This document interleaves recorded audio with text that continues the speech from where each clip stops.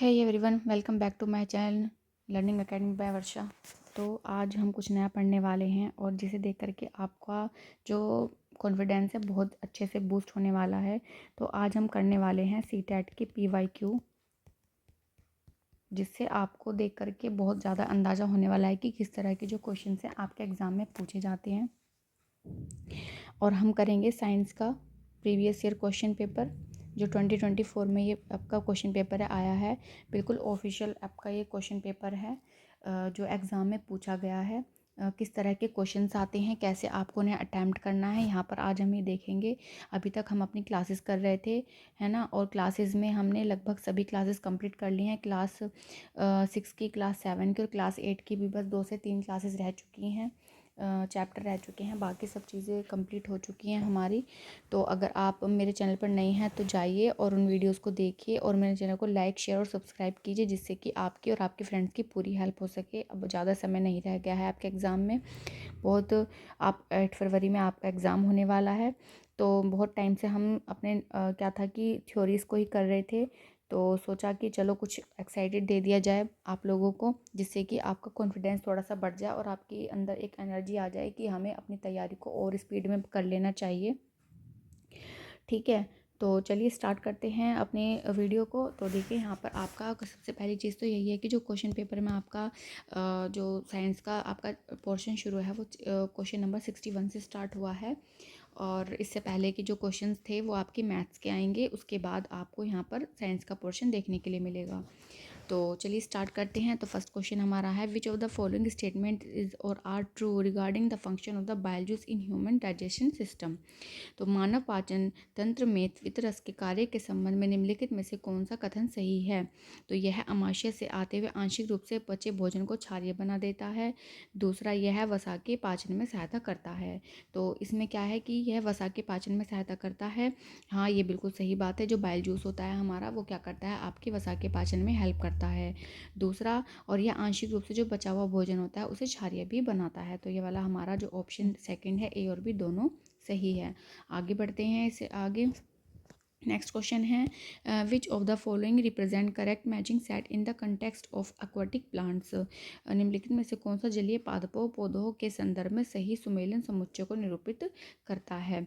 तो आप यहाँ पर देखिए, हिंदी में तो थोड़े से हार्ड वर्ड दिए गए हैं, एक बार इंग्लिश में देखते हैं। देखो, अब जैसे यहाँ पर मैंने आपको कई बार क्लास पढ़ाते हुए भी बताया है कि आपके जो क्वेश्चन पूछे जाते हैं सीटेट में वो इस तरीके से भी आते हैं मैचिंग के रूप में। तो आपको वहाँ पर मैचिंग करनी होती है। तो इस एग्ज़ाम से, इस वाले पेपर से आपको बहुत ज़्यादा एक क्लैरिटी हो जाएगी कि पैटर्न क्या है एग्ज़ाम्स को वहाँ पर पूछने का, लेवल किस तरह का होता है, किस तरह के क्वेश्चंस आपको तैयार करने हैं और क्या क्या चीज़ें हैं जो आपको अपने माइंड में रखनी हैं।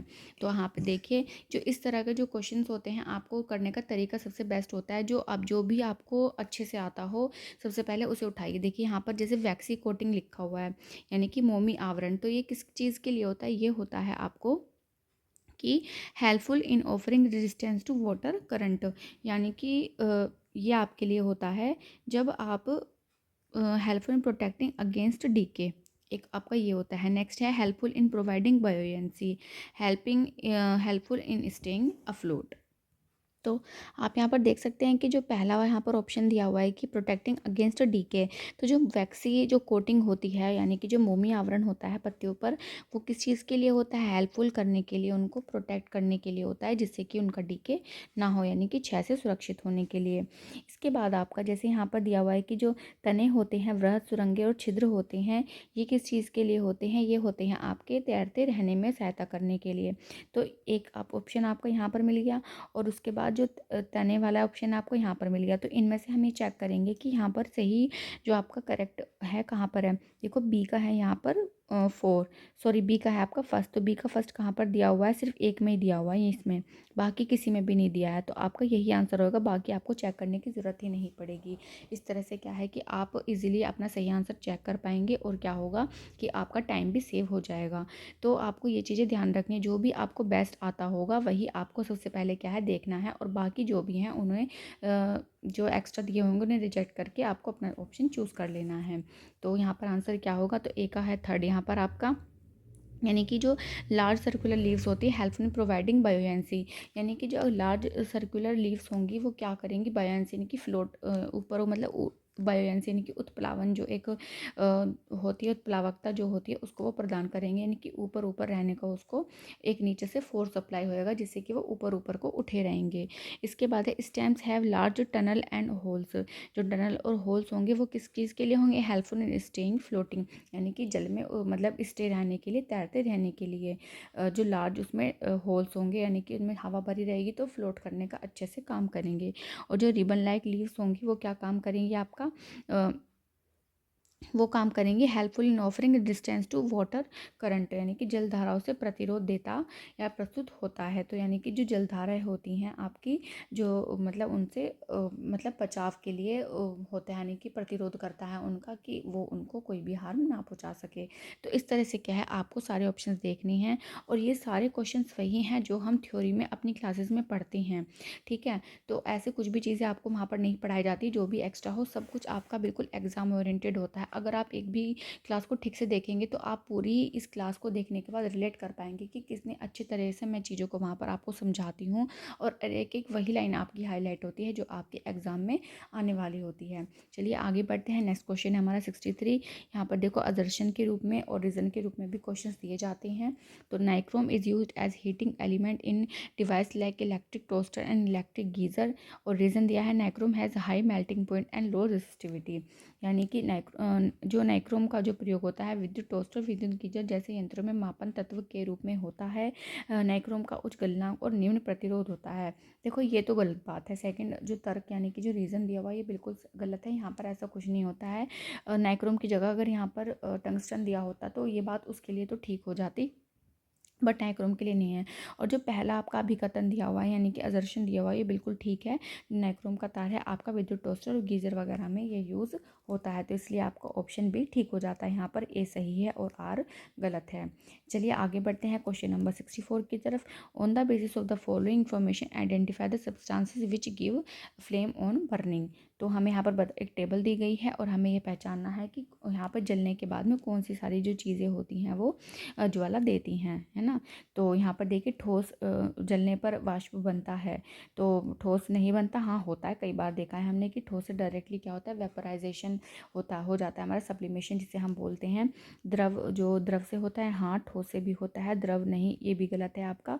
तो ये आपके ये वाले ए और डी गलत हो गया और बी और सी आपका सही हो गया। तो ऑप्शन नंबर आपका भी यहाँ पर ठीक हो गया है। तो देखो दूसरी बात एक यहाँ पर ये भी है कि जब आप क्वेश्चन को अटैम्प्ट करेंगे तो आपको जिस तरह से क्वेश्चन दिए होंगे तो आपको ये लगेगा कि ऑप्शन ये ए ये वाला है, बी ये वाला है, बट ऐसा नहीं है। ऑप्शन आपके नीचे दिए हुए हैं तो क्वेश्चन को आपको ध्यान से पढ़ना है और देखना है कि ऑप्शन जो आपके दिए हुए हैं वो ऊपर ही हैं या नीचे हैं, उसके हिसाब से आपको वहाँ पर क्या है अपनी ओमर शीट को फिल करना है। चलिए आगे बढ़ते हैं, नेक्स्ट क्वेश्चन देखते हैं। देखिए 65 क्वेश्चन है हमारा। Dash hormone regulates carbohydrate protein and fat metabolism in our body, it is secrete by dash gland and dash in our diet impact the functioning of this gland. तो ऐसी कोई हमारी hormone होता है जो शरीर में कार्बोहाइड्रेट प्रोटीन तथा वसा उपापचय को नियंत्रित करता है, ये हमने पढ़ा था। आपको अगर याद होगा, अगर आपने क्लासेस देखी होंगी तो एग्जैक्ट क्वेश्चन वहाँ पर ये दिया हुआ है कि ये वाला जो हार्मोन होता है हमारा कार्बोहाइड्रेट प्रोटीन और वसा को उपापचय जो हमारी मेटाबॉलिज्म होता है उसको कंट्रोल यानी कि नियंत्रण करने का काम करता है, और ये मतलब इस वाली ग्रंथि से स्रावित होता है। तो आपका जो थायरोक्सिन हार्मोन होता है वो आपका इन चीज़ों को क्या करता है, कंट्रोल करता है। थायराइड जो ग्रंथि होती है आपको वहाँ से वो निकलता है, और तथा हमारे आहार में जो आयोडीन होता है इस ग्रंथि के कामकाज को प्रभावित करता है। तो ये तीन जो पॉइंट्स हैं यानी कि थायरोक्सिन, थायराइड और आयोडीन जो हैं आपके इन चीज़ों को क्या करते हैं, आपके फुलफिल करते हैं। तो इस तरह से आपको क्या है ऑप्शन को सेलेक्ट करना है। नेक्स्ट है आपका question number 66। The following activity is done in the class 7। Students are given 4 iron bars out of which 2 are bar magnet. They are asked to identify the bar magnet. Which of the following process skill can be promoted through this activity? विद्यार्थियों को 4 लोह दंड दिए जिनमें से 2 दंड चुंबक हैं। उन्हें दंड चुंबक की पहचान करने के लिए कहा गया है। इन गतिविधियों के माध्यम से निम्नलिखित में से कौन सी प्रक्रिया कौशलों को प्रोत्साहित किया जा सकता है। देखो यहाँ पर एक तरह से आपको सिचुएशन दे दी गई है, ये आपका एक तरह का पैडागोजी का सवाल आ गया है यहाँ पर कि मतलब साइंस की ही पैडागोजी है, क्योंकि साइंस हमारा चैप्टर है, या साइंस ही हमारा क्या है सब्जेक्ट है, तो उसी से रिलेटेड यहाँ पर हमारी उसी क्वेश्चन को दे करके पैडागोजी भी पूछी गई है। देखिए ये वीडियो थोड़ी लंबी हो सकती है, यहाँ पर मैं आपको समझाने का ये कोशिश करूँगी कि किस तरीके से क्वेश्चन को दिया जाता है और क्या पर्पज़ होता है उसे देने का सीटेट में, और हमें किस तरीके से फिर अपनी पढ़ाई को करना है ना। कि अगर मान लो जैसे आपने कई बार देखा भी होगा, जो बुक्स में ऐसे क्वेश्चन क्रियाकलाप करके वहाँ पर दिए होते हैं, जो मैं आपको थ्योरी की क्लास में पढ़ाती हूँ, तो वो क्वेश्चन डायरेक्टली यहीं से लिए जाते हैं और यहाँ पर क्या है उनको एज अ पैडागोजी में यूज़ कर लिया जाता है कि हम ये वाला काम कर रहे हैं बच्चों के साथ, वो क्यों कर रहे हैं, उसके पीछे का रीज़न क्या है, तो हम ऐसा क्यों कर रहे हैं। देखो अब बच्चों को 4 दिए हैं, अब 4 वहाँ पर दिए हैं, अब उन्हें पहचानने का काम करना है, तो पहचानने का काम करने के लिए सबसे हम क्या करेंगे, प्रेक्षण करेंगे। इन सब में प्रेक्षण है, ठीक है, यानी कि अवलोकन है। इसके बाद क्या करना है, उनमें से हमें उन्हें निकालना भी है कि दो कौन सी है, तो यानी कि हमने उनका क्लासिफिकेशन कर दिया, वर्गीकरण कर दिया, ठीक है। अब वर्गीकरण करने के बाद में हमने देखा कि माध्यम से प्रक्रिया में कौशल को, अब जब हमने कर लिया तो यानी कि पहले उन्होंने प्रेक्षण करा, वर्गीकरण करा, और फिर यहाँ पर उन्होंने क्या है निष्कर्ष निकाल लिया। तो यहाँ पर ये 3 चीज़ें यहाँ पर हमने बच्चों को सीखने के लिए मिली या उनके अंदर हमने डेवलप की हैं, ये वाला जो मतलब क्रियाकलाप है, एक्टिविटी उन्हें कराते हुए। तो इस तरीके से आपको ध्यान रखना है। आगे बढ़ते हैं, नेक्स्ट क्वेश्चन है 67, विच of the following have the most scope for promoting art integrated learning in science. विज्ञान में कला एकीकृत अधिगम को बढ़ावा देने की संभावना इनमें से किस में सबसे अधिक है।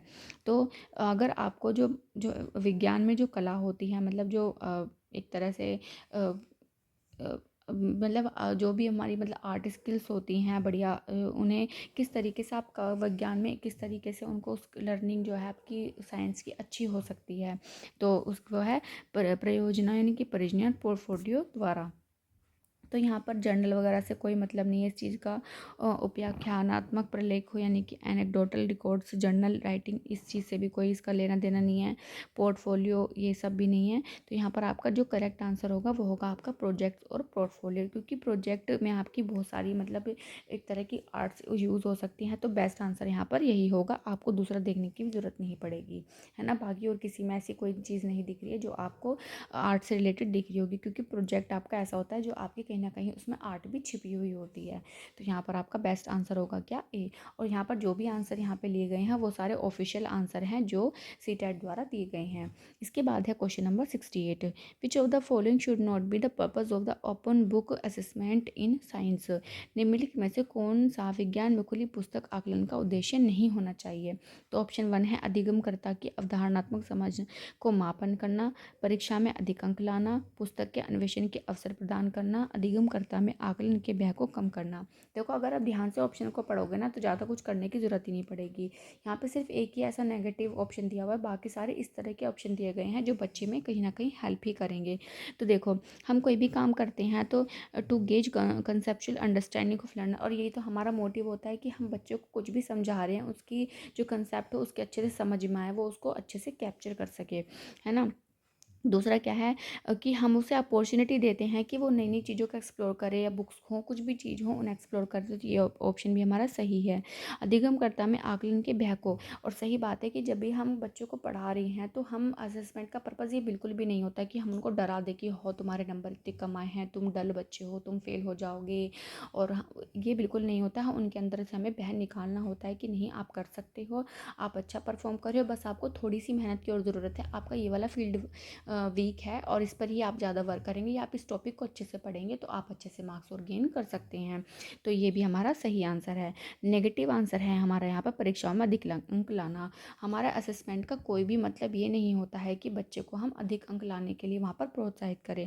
देखो बच्चा जब अच्छे से पढ़ाई करेगा, है ना, तो अच्छे से पढ़ाई करेगा, चीज़ें उसे अच्छे से समझ में आएंगी तो वो मार्क्स ऑटोमेटिकली अच्छे उसके आ ही जाएंगे, उसमें कोई दो राय नहीं है। पर हम ये नहीं सोचते हैं कि बच्चों को हम इसलिए पढ़ा रहे हैं जिससे कि वो मैक्सिमम मार्क्स वहाँ पर गेन कर सके, बिल्कुल भी हमारा ये मतलब नहीं होता। वहाँ पर हमारा मतलब फोकस होता है बच्चे की लर्निंग पर, उसके मतलब जो उसकी कैप्चरिंग पावर है, मतलब उसने किस तरीके से चीज़ों को समझा है, अंडरस्टैंड किया है ना, वो कितना एक्सप्लोर कर पा रहा है अपनी प्रैक्टिकल से, अपनी लाइफ से कितनी चीज़ों को रिलेट कर पा रहा है।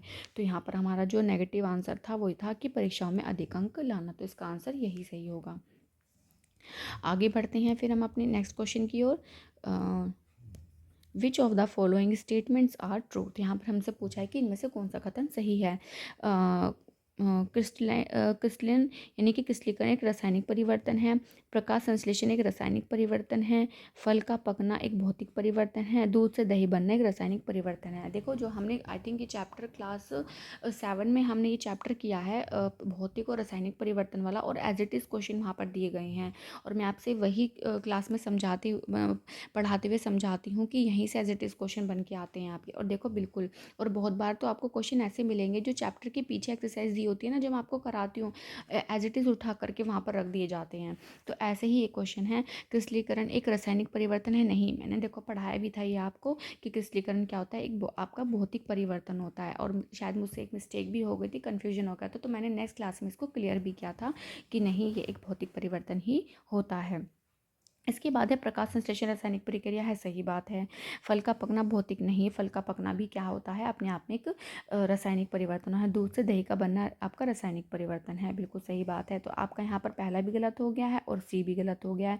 तो ऑप्शन बनते हैं आपका बी एंड डी, जो कि ऑप्शन आपका ए में दिया हुआ है। तो इस तरह से आपका ये वाला आंसर क्या है, ठीक हो जाएगा, है ना। होपफुली आपको चीज़ें समझ में आ रही होंगी और आप रिलेट भी कर पा रहे होंगे। जो भी हम क्लासेज में पढ़ते हैं वो कुछ भी फिजूल नहीं है, और मेरी ये जो क्लास लाने का पर्पस भी यही है कि आप क्लासेस देखते नहीं हो, शेयर नहीं करते हो। आप देखो वहाँ पर कि कितनी अच्छे से मैं चीज़ों को आपको समझा रही हूँ, और बिना किसी कॉस्ट के, है ना, विदाउट एनी कॉस्ट वहाँ पर आपको बहुत ही एग्ज़ाम ओरिएंटेड क्या मिल रहा है, कंटेंट मिल रहा है ना। कोई वहाँ पर आपको पैसे यहाँ पर नहीं लिए जा रहे हैं, सिर्फ आपको फ्री में सब चीज़ें प्रोवाइड की जा रही हैं, वो भी एज इट इज़ जो एग्ज़ाम में पूछा जाता है।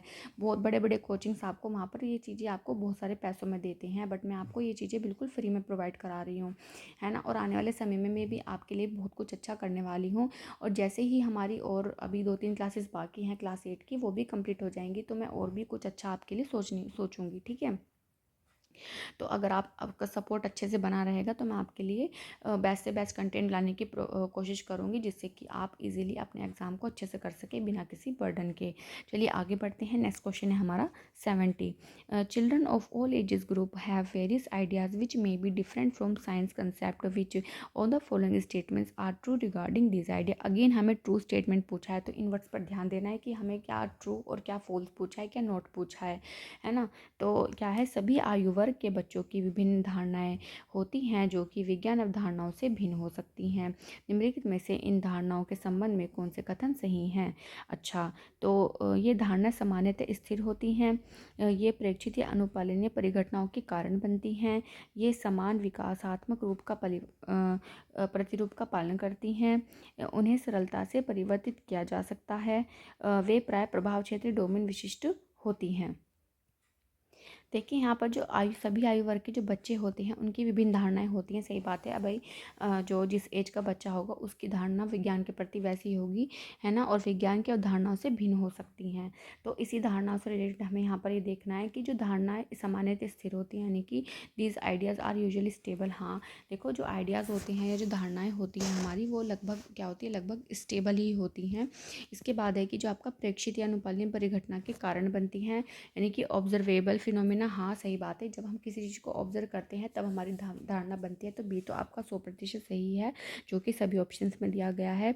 इसके बाद है they tend to follow similar development pattern, मतलब एक तरह से डेवलपमेंटल का जो पैटर्न होता है उसको फॉलो करता है कि एक समय के बाद वो चीज़ें होंगी ही होंगी। तो आपका ये वाला भी सही है, ऑप्शन सी भी ठीक है, आपका सभी में दिया हुआ है ये भी। इसके बाद है आपका ए भी ठीक था, देखो इस वाले में नहीं था तो इस ऑप्शन को कट कर दीजिए, आपके पास 3 ही ऑप्शन अभी बचे हुए हैं, सेकंड, थर्ड और फोर्थ वाला, है ना। इसके बाद है they are easy to modify, क्या इनको इजीली नहीं, जब एक धारणा अच्छे से बन जाती है, कोई भी कंसेप्ट आपका इजीली बच्चे के माइंड में बन जाता है, तो क्या उसको फिर इजीली मतलब मॉडिफाई करना आसान होता है? नहीं, ऐसा बिल्कुल नहीं है। तो आपका डी ऑप्शन क्या हो जाता है, यहाँ पर गलत हो जाता है। तो डी ऑप्शन आपका यहाँ पर दिया हुआ है तो ये भी नहीं होगा, डी यहाँ पर ये भी नहीं होगा, बच्चे आपके थर्ड और फोर्थ ऑप्शन। तो अब इस ई भी देख लेते हैं, they are often domain specific, वे पर प्रभाव क्षेत्र डोमेन विशिष्ट होते हैं। सही बात है कि डोमेन आपका जो डोमेन होगा, मतलब स्पेसिफिकली आप जिस चीज़ के हिसाब से चीज़ों को समझा रही हैं या करवा रही हैं तो वो उस पर ही डिपेंड करेगा। तो सही बात है, आपका ऑप्शन ई भी ठीक है, यहाँ पर ई नहीं दिया है तो ये वाला आपका ऑप्शन नंबर जो थर्ड है आपका करेक्ट हो जाएगा, ठीक है। इसके बाद है आपका क्वेश्चन नंबर 71। हाँ, 71। यहाँ पर देखो अजर्शन और रीज़न के रूप में फिर से अगेन ये क्वेश्चन दे दिया गया है कि arteries have thick and elastic walls as compare to veins. The इसके बाद रीज़न दिया हुआ है the pressure of blood flow in arteries is low as compare to veins. शिराओं की तुलना में धमनियों की मोटी प्रत्यास्थतियाँ होती हैं। शिराओं की तुलना में धमनियों में रक्त प्रवाह का दाब कम या निम्न होता है। तो हमें ये बताना है कि इनमें से क्या सही ऑप्शन चूज़ करना है। तो ये वाला बिल्कुल ठीक है आपका, कि जो शिराओं की तुलना में जो धमनियों की जो मोटी प्रत्यास्थ होती है वो इसलिए होती है क्योंकि वहाँ पर जो दाब होता है वो ज़्यादा होता है शिराओं से। तो शिराओं की तुलना में धमनियों में रक्त प्रवाह दाब नहीं, ये वाला ऑप्शन आपका गलत है। तो ऑप्शन ए आपका सही है और आर क्या है आपका गलत है। तो ऑप्शन नंबर सेकंड आपका सही हो जाएगा। ठीक है, तो यहाँ पर देखो ये भी हमने चैप्टर में पढ़ा था जब मैं आपको हार्ट वाला परिसंचरण तंत्र वाला जो चैप्टर है वो करा रही थी। तो आप वहाँ पर देखेंगे, आई थिंक कि क्लास 7 या 8 में से है आपका। तो वहाँ पर आपको एज इट इज़ लाइनें आपको देखने के लिए मिलेंगी, है ना। देखो जिस भी बच्चे ने मेरी क्लास की होगी वो इजीली इन क्वेश्चंस को कर पा रहा होगा, कुछ भी ऐसा हार्ड नहीं है। एक दो क्वेश्चन ऊपर नीचे हो जाते हैं बट एज इट इज़ बहुत सारे क्वेश्चन ऐसे होंगे जो एज इट इज़ आपको वहाँ से देखने के लिए मिलेंगे। इसके बाद है आपका next question 72। Self pollination can take place only in bisexual flowers. Cross pollination can take place only in unisexual flowers. स्वपरागण केवल द्विलिंगी पुष्प फूलों में हो सकता है, पर परागण केवल एक लिंगी पुष्प या फूलों में हो सकता है। तो देखो जो स्वपरागण होता है यानी कि जो सेल्फ पोलिनेशन होता है वो केवल द्विलिंगी पुष्पों में होता है। सही बात है, जो हमने पढ़ा था कि जो सेल्फ पोलिनेशन होता है कि उसी प्लांट पे के जो दूसरा फूल होता है उसी पर ही वो होता है, यानी कि बाइसेक्सुअल होता है। और ये भी, तो ये आपका स्टेटमेंट ठीक है। इसके बाद है पर परागण केवल एक लिंगी नहीं। जो पर परागण होता है वो आपका मतलब कि दूसरे प्लांट पर जा कर के होता है। तो इसमें भी आपको मतलब ये बाइसेक्सुअल होता है, ये एक यूनिसेक्सुअल नहीं होता है। तो आपका सेकंड ऑप्शन क्या है इसमें गलत है। तो इस तरीके से आपका S1 सही है और S2 गलत है। ऑप्शन नंबर 2 आपका क्या है सही हो जाएगा। और ये क्वेश्चन चैप्टर भी हमने पढ़ा हुआ है, अगर आप जा कर के देखेंगे। अगेन मैं रिपीट कर रही हूँ, देखो वही चीज़ें हैं और बार बार रिपीट करने के पीछे भी इसका यही मतलब है कि आप क्लासेस को जाइए, देखिए, अच्छे से पढ़िए। और आपके क्वेश्चन नहीं बन रहे हो तो आप बिल्कुल भी मत देखिएगा। ठीक है, चलिए आगे बढ़ते हैं। नेक्स्ट क्वेश्चन है 73। Which of the following statement is correct. Again हमसे पूछा है कि सही कथन कौन सा है। The normal temperature of the human body is 37 degree Celsius. Heat flows from a body at a higher temperature to a body at lower temperature. तो मानव शरीर का जो सामान्य ताप है 37 डिग्री सेल्सियस है। ऊष्मा उच्च तापमान वाले शरीर से निम्न तापमान वाले शरीर की ओर प्रवाहित होती है। तो यहाँ पर आपका ऑप्शन क्या होगा। देखो हाँ सही बात है कि जो मानव शरीर का सामान्य तापमान होता है वो 37 डिग्री सेल्सियस होता है, पर जो ऊष्मा उच्च तापमान वाले शरीर से निम्न तापमान वाले, ये बिल्कुल सही बात है। तो आपका यहाँ पर S1 और S2 दोनों क्या है, ये अनुमान है। हाँ देखो यहाँ पर अनुमान क्यों है, देखो एग्जैक्टली हर किसी की बॉडी का तो 37 नहीं होता है। यहाँ पर आपको प्रेक्षण दे रखा है, अवलोकन, इस तरीके से ऑप्शन दिए हुए हैं या अनुमान है।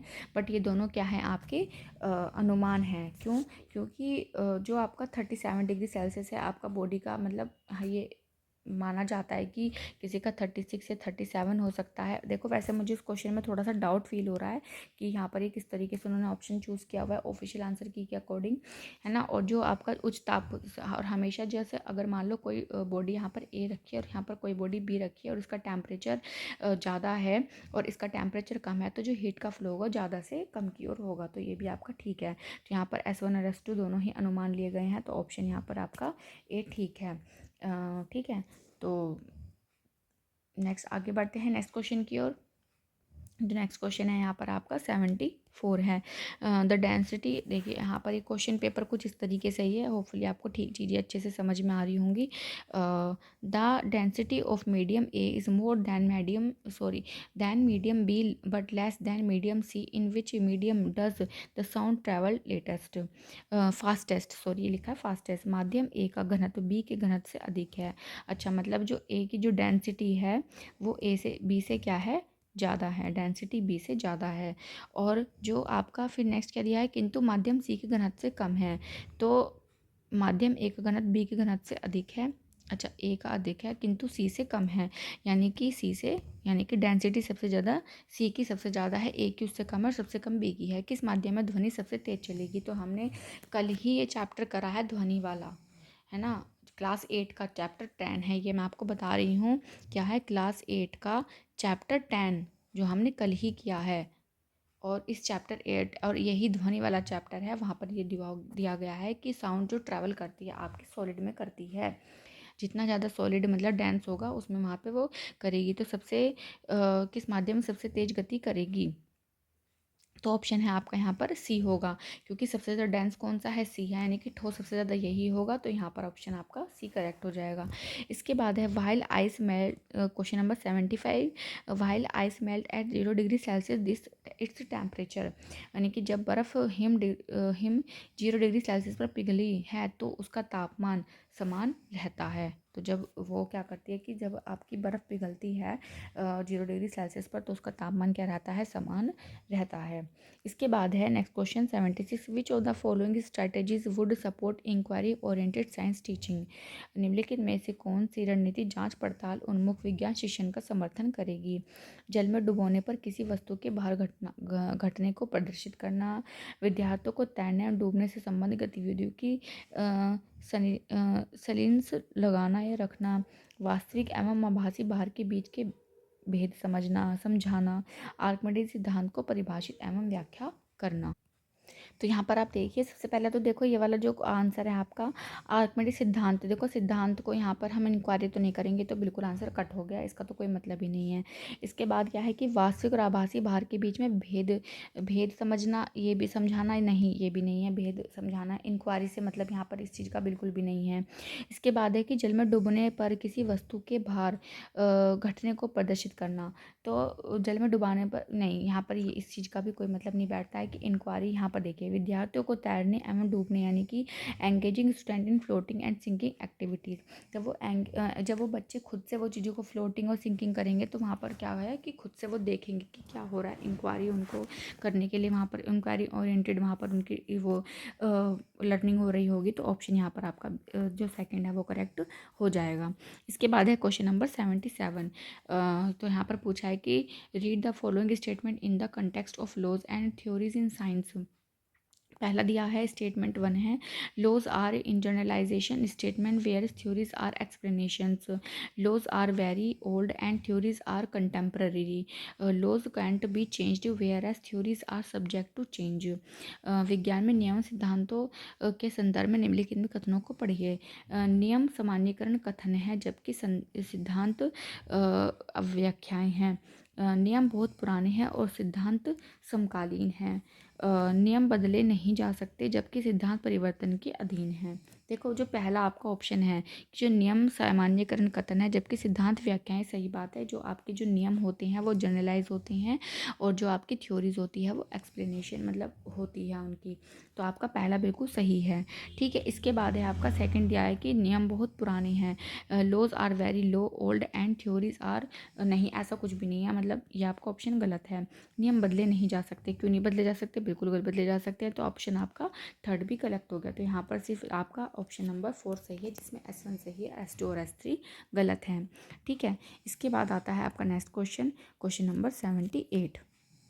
तो आप यहाँ पर देखिए, when a ray of light enters from medium A to medium B, its speed decreases and on further entering into medium C it speed increases, यानी कि कोई मीडियम है आपका, यहाँ पर मान लो हवा कोई मीडियम है आपका, एयर ए, और यहाँ पर कोई पानी इस तरीके से रखा हुआ है ना, ये आपका मीडियम बी हो गया। और अगेन यहाँ पर जो लाइट आ रही है इस तरीके से वो ट्रैवल करती हुई यहाँ पर चली गई है, तो मीडियम ए में जाती है, मीडियम बी में क्या होती है, उसकी स्पीड डिक्रीज़ हो जाती है, और फिर अगेन यहाँ पर क्या हो जाती है, इंक्रीज़ हो जाती है। तो इसी के रिगार्डिंग यहाँ पर आंसर हमें ऑप्शन दिए हुए हैं। जब प्रकाश की किरण माध्यम ए से माध्यम बी में प्रवेश करती है तब उसकी चाल घटती है, और आगे माध्यम सी में प्रवेश करने पर उसकी चाल या गति बढ़ती है। तो कौन सा निष्कर्ष निकाला जा सकता है? ए का अपवर्तनांक बी से कम है परंतु सी के समान है। नहीं, ऐसा नहीं है।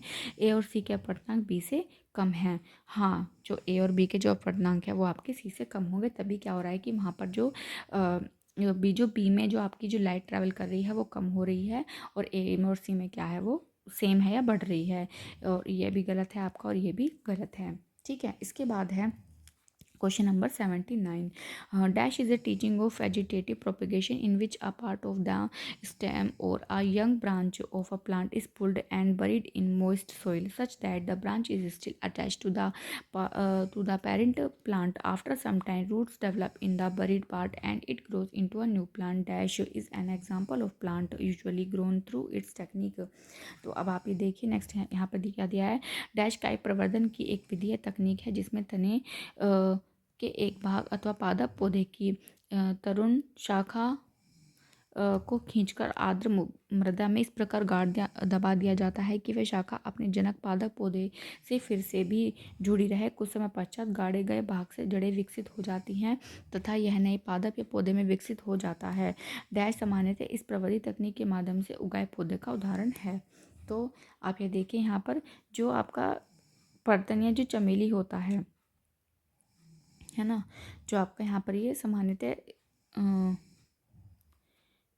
पर्तन और चमेली, यहाँ पर आपका ऑप्शन दिया हुआ है ये कायिक प्रवर्धन में पर्तन और चमेली तो शायद नहीं थे।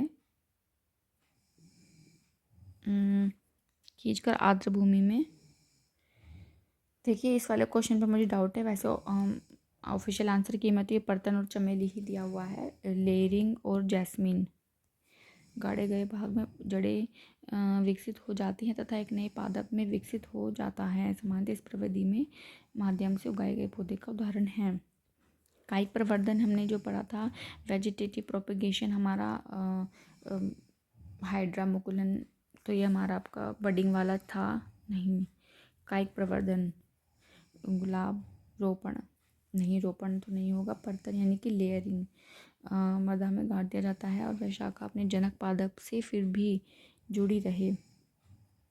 हाँ, तो आपका ये पर्तन यानी कि चमेली यानी कि लेयरिंग वाला ऑप्शन यहाँ पर हो सकता है, क्योंकि यहाँ पर जो शाखा अपने जनक पादप से जुड़ी रहे और फिर गड़े हुए भाग से विकसित हो जाती है, तो वो आपका ये वाला ऑप्शन ही करेक्ट होगा। ठीक है, मैं उसको अच्छे से आपको देख करके बता दूँगी। फिलहाल आप इसी को सही मान लीजिए, क्योंकि सीटेट ने भी ऑफिशियल आंसर की में आपका यही ऑप्शन चूज़ किया हुआ है। चलिए नेक्स्ट पढ़ते हैं question number 18। The buoyant force on an object immersed in liquid act in. तो द्रव में डूबे निमज्जित बिंब पर उत्प्लवन बल कार्य करता है ऊर्ध्व मुख की ओर यानी कि अपर डायरेक्शन में। तो जो आपको जो बायोएंट फोर्स है, जब कोई चीज़ यहाँ पर इस तरीके से है और कोई यहाँ पर लिक्विड में ऐसे डूबी हुई है, तो बायोएंट फोर्स हमेशा ऊपर की तरफ कार्य करता है। तो अपर डायरेक्शन में इसका आंसर सही है। इसके बाद है आपका क्वेश्चन नंबर 81।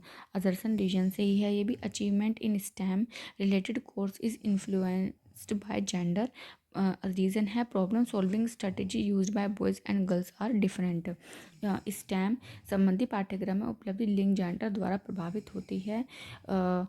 लड़के एवं लड़कियों द्वारा प्रयोग की गई समस्या समाधान रणनीतियाँ भिन्न होती हैं। देखो ये वाला ऑप्शन तो बिल्कुल ही गलत है। ऐसा कुछ नहीं है कि लड़कों के लिए कुछ अलग यूज़ किया जाता है, लड़कियों के लिए अलग, सब एक समान होते हैं, है ना। तो यहाँ पर ये ऑप्शन गलत हो जाता है आपका। दूसरा यहाँ पर पहला जो दिया गया है कि जो स्टेम संबंधी पाठ्यक्रम में उपलब्ध लिंग जेंडर द्वारा प्रभावित नहीं, इसका भी प्रभावित क्यों होगा भाई, ऐसा कुछ नहीं है। तो यहाँ पर आपका जो ऑप्शन ए यानी कि जो आदर्शन और रीज़न है आपका दोनों ही गलत है। तो ऑप्शन नंबर 3 यहाँ पर आपका करेक्ट हो जाएगा। देखो यहाँ पे स्टेम आपका किसी एजुकेशन या पेडागोजी से रिलेटेड एक यहाँ पे टर्म ली हुई है, तो उसी के रिगार्डिंग यहाँ पर बात की गई है। इसकी कुछ भी होती है कुछ ना कुछ फुल फॉर्म, तो अगर आपको पता होगी, अगर आपने पढ़ा है तो आप कमेंट बॉक्स में लिखिएगा, है ना। तो उससे आपको भी याद होगी और मुझे भी पता चल जाएगा। ठीक है, आगे बढ़ते हैं। नेक्स्ट क्वेश्चन है 82। Which of the following statement is और are true regarding nature of science. scientific ideas are not affected by cultural context. There is no single scientific method. निम्नलिखित में से विज्ञान की प्रकृति के बारे में सही है। वैज्ञानिक विचार सांस्कृतिक संदर्भ द्वारा प्रभावित नहीं है।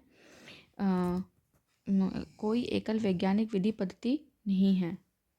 ये तो बात सही है। देखो कोई एकल वैज्ञानिक विधि पद्धति नहीं है, कोई एकल तो नहीं होती, मतलब बहुत सारी होती हैं, ऐसा नहीं है।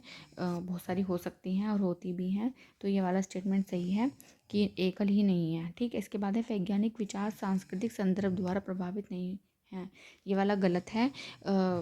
होती हैं। सांस्कृतिक जो मतलब भी जो कल्चरल कंटेक्स्ट होता है वो भी कहीं ना कहीं अफेक्ट करता है आपके साइंटिफिक आइडियाज़ को। बहुत सारी आप जगह पर देखते होंगे। तो आपका ऑप्शन नंबर यहाँ पर सही हो जाएगा 2, जिसमें ए गलत है और बी आपका सही है। नेक्स्ट ऑप्शन क्वेश्चन है आपका 83, which of the following statements are true in the context of respiration in whale and dolphins? They cannot use that dissolve oxygen, they have gills, they have large nostrils, they often come up to the water surface to breathe.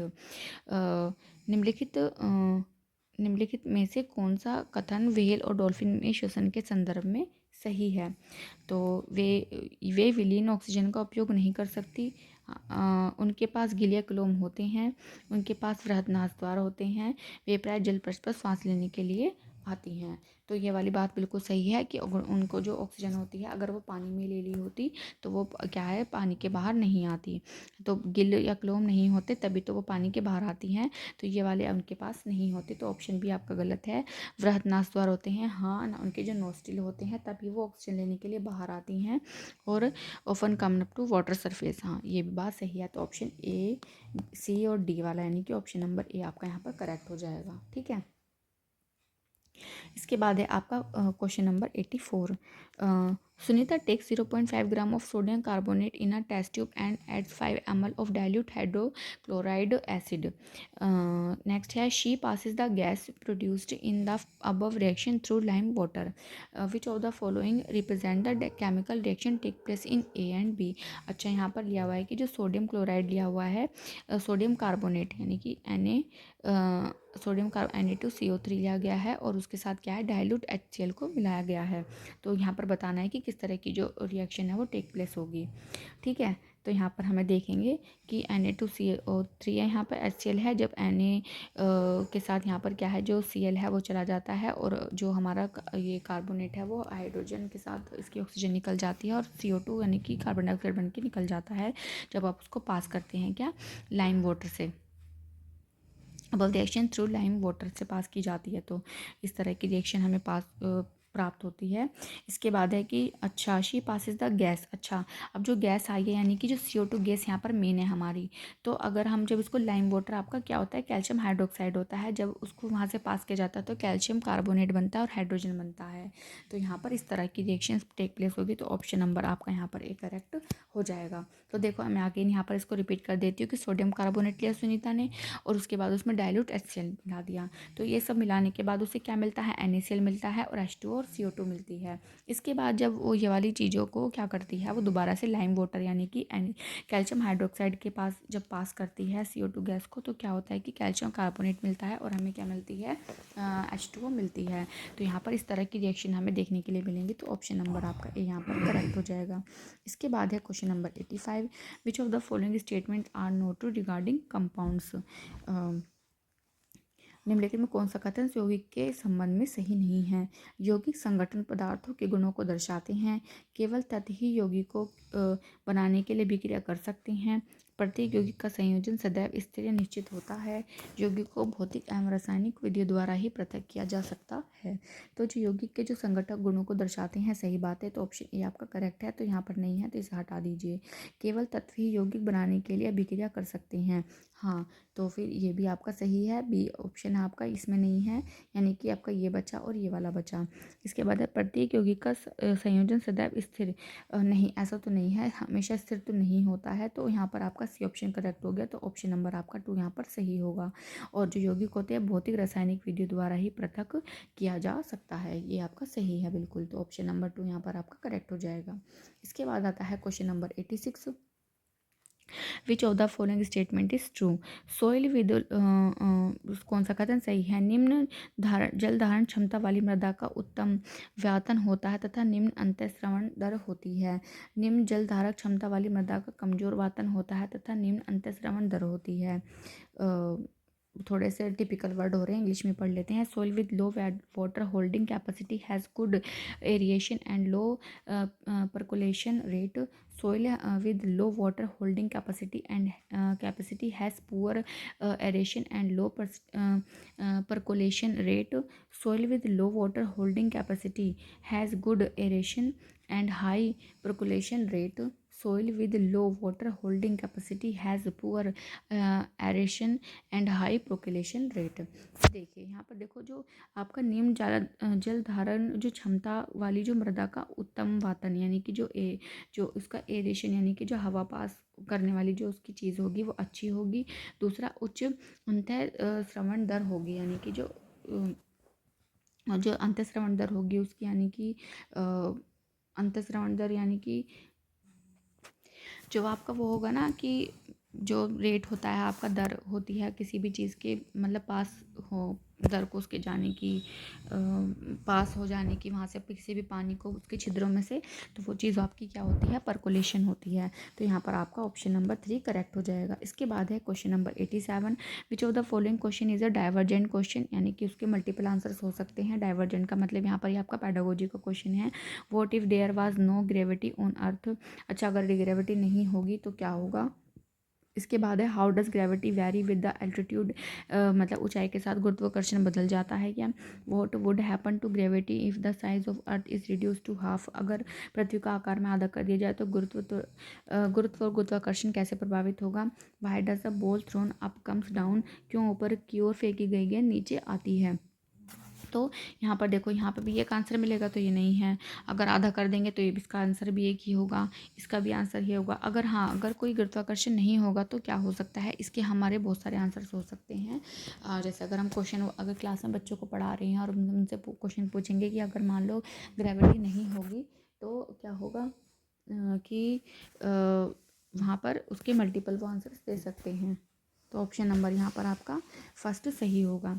इसके बाद है question number 88, जो यहाँ पर देखो ये समझने वाला क्वेश्चन है।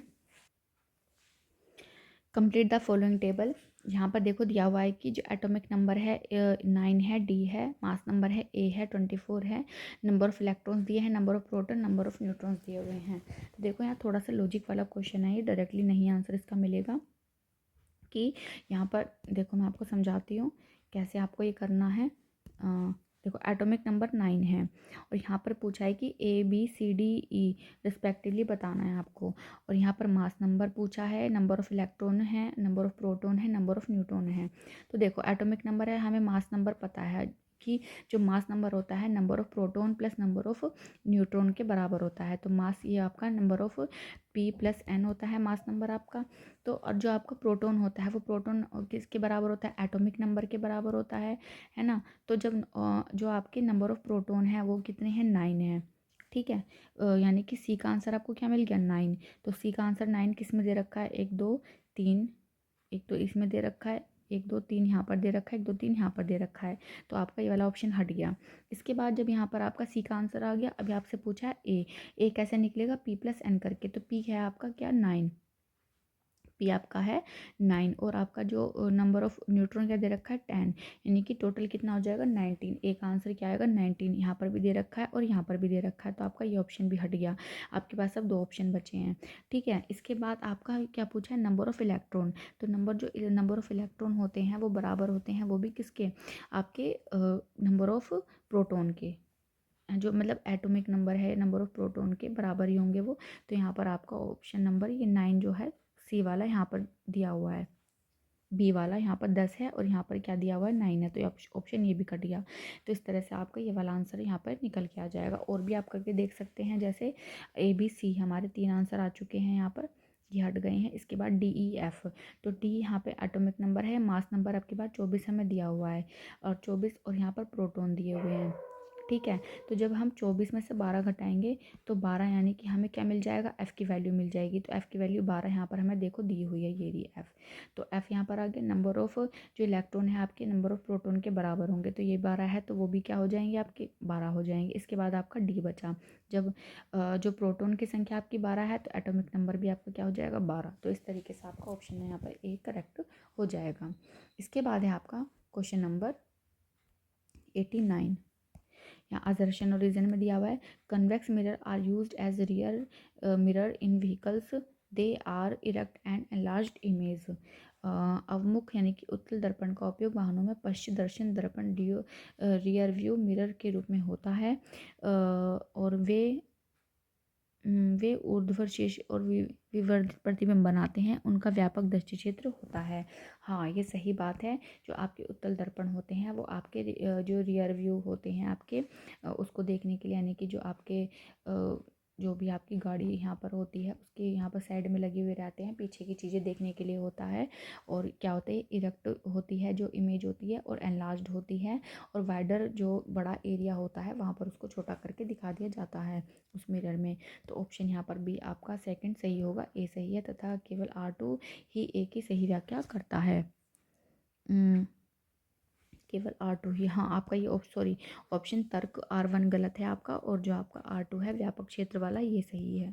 ठीक है, तो ध्यान रखना है कि ए सही है, केवल R2 वाला ही आपका इसके साथ ठीक होगा, क्योंकि वही उसकी सही एक्सप्लेनेशन करता है। और इसका आपका साइंस का last chapter question, sorry chapter नहीं, यहाँ पर आपका लास्ट क्वेश्चन है, which of the following statement is और are true regarding relative reactivity of metal? Zinc is more reactive than iron but less reactive than aluminium. Sodium is more reactive than potassium and calcium. Aluminium is more reactive than magnesium. तो यहाँ पर ये बताना है कि इनमें से कौन सा ऑप्शन आपका सही है। देखो इस वाले क्वेश्चन के लिए आपको क्या याद रखनी पड़ेगी, आपको यहाँ पर एक आपकी आती है, आपकी रिएक्टिविटी सीरीज़ आती है। ठीक है, आपको इसे याद रखना होगा रिएक्टिविटी सीरीज़ को।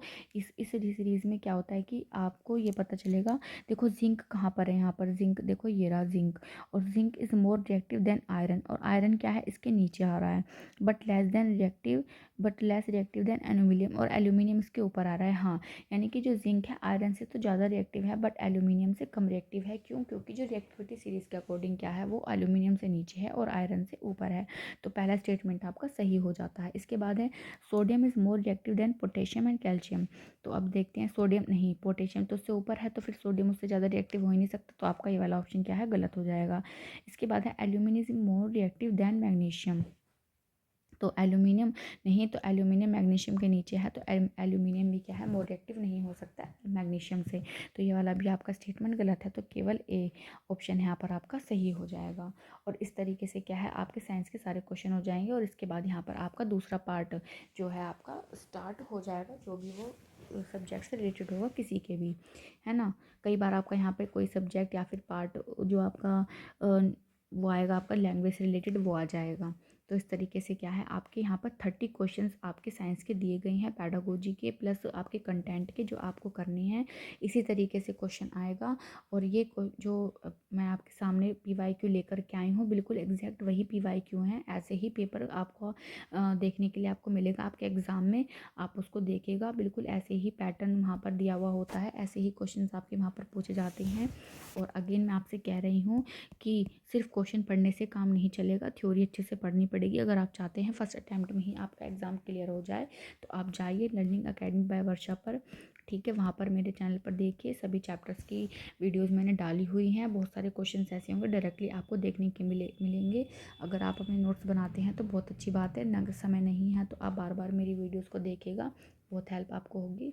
और होपफुली आपको वीडियो समझ में आई होगी, और मैंने अच्छे से आपको एक्सप्लेन किया होगा, है ना। तो अगर कोई मिस्टेक हुई हो तो आप मुझे बताइएगा, मैं उसको करेक्ट करूँगी नेक्स्ट वीडियो में। और जो डाउट्स रह गए हैं हम उसे अगली वीडियो में क्लियर कर लेंगे। तो मिलते हैं नेक्स्ट वीडियो में, तब तक के लिए बाय एंड टेक केयर।